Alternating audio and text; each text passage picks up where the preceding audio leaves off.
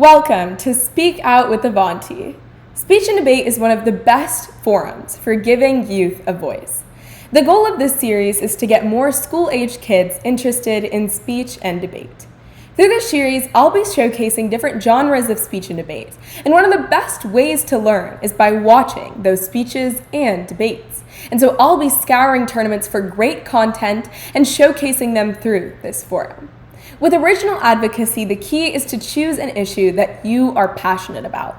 Research well and then quote credible sources in your speech. And the proposed legislative solution that you come up with should be one that is feasible and viable. Today's speech was entered in the original advocacy category and won third place in the district and qualified to the California state level competition. I now present to you 100,000 Innocent Men on Death Row by Avanti, Ramraj.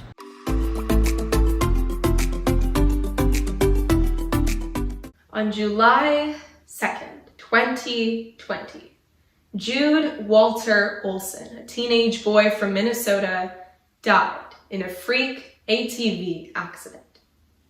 A 25-year-old mother in Rochester received his pancreas. A 32-year-old man in Minnesota received his right kidney. A 58-year-old man in Nashville received his heart and left kidney. And a 43-year-old man in Milwaukee received his liver. Through donation of his organs, Jude's sorrow death gave 4 people life. And Jude got a second chance to live on in all of them. Unfortunately, these stories of tragedy turned into life-saving action like this one are rare.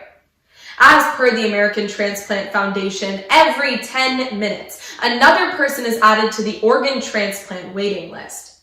What is the average number of individuals on that list at any point? 110,000. And how many on that list die every day waiting for a transplant? 22.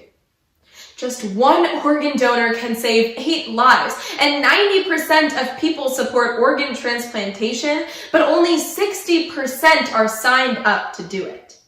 That means that in the United States alone, there are around 98 million people who want to save lives but aren't signed up to do it. So we have over 100,000 people on a waiting list, which is literally death row based on typical waiting periods. And as a civilized society, it is unacceptable that we have condemned over 100,000 innocent people to death by delaying their life-saving transplants. So today, I am first going to provide a brief history of organ transplants. Then we will move on to how we ended up with the current processes of registry and donor matching that we use today. And finally, we will discuss a legislative solution that works to fix the gap that leads to over 100,000 needlessly approaching death waiting for a transplant. Let's take a step back in time. It was a breezy afternoon along the banks of the Nile River in Egypt. Actually, this story is not that far back in time. The idea of replacing damaged or diseased body parts has been around for a while. Sainted physicians from the 3rd century, such as Cosmos and Damien, are said to have dreamed of a world in which entire parts of the body, like a leg or an arm, could be replaced. Then, one day in 1954, that dream came true. Joseph Murray, a young surgeon at Harvard Medical School, came up with the idea that resulted in the first organ transplant. And in 1960, a British immunologist received the Nobel Prize for his discovery that led to anti-rejection drugs that enabled patients to receive organs from non-identical donors. However, many transplants, such as that of the heart, led to ethical questions on when it is acceptable to harvest one's organs.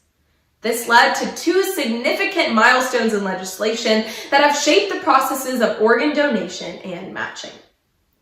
The first is the Uniform Determination of Death Act, or UDDA, which was passed in 1980 and basically defines death as either irreversible cessation of circulatory and respiratory functions or irreversible cessation of functions of the brain. And in 1984, the U.S. Congress passed the National Organ Transplant Act. To to monitor all of the ethical issues related to organ donation. This law established a registry called the Organ Procurement and Transplantation Network for monitoring donor organs to waiting recipients. This act also outlawed the sale of organs, which is as creepy and illegal as it sounds.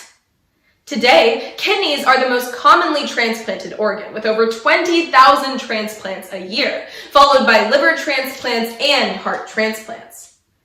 But we have not solved the problem, as evidenced from over 100,000 on a waiting list and thousands who die waiting for an organ match. According to the United Network for Organ Sharing, or UNOS, which manages the list of everybody in the United States waiting for a transplant, the registrants are facing an average 3 to 5 year wait, a wait period that is excruciatingly painful with increased reliance on drugs and machines. As kidney functions reduce, many people have to get dialysis done more than 3 times a week, and each time this process takes several hours that they spend in the hospital. And so, the 2-part legislation that I am proposing today is the Required Response Act. This implies that we pass an act to increase the number of enrollments in the donor registry by requiring all individuals to make a choice. This would entail that we provide more forums in which the choice can be registered.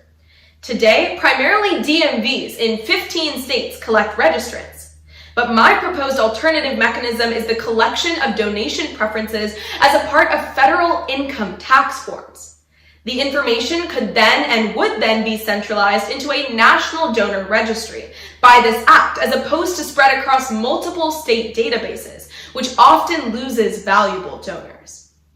When respondents who had not registered to donate their organs were surveyed, the most common reason was that they had never been asked to.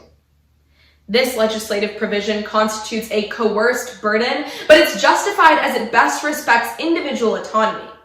The proposed Required Response Act will also lead to increased efficiencies within the National Registry of Donors by providing timely information to the organ procurement and transplantation networks. Presumed consent is an alternative that has been proposed for increasing the pool of donors.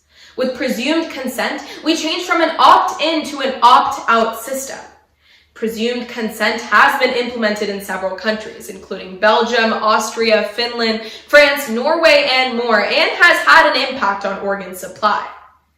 But presumed consent legislations will lead to a moral question on whether the government can make this critical choice for its people.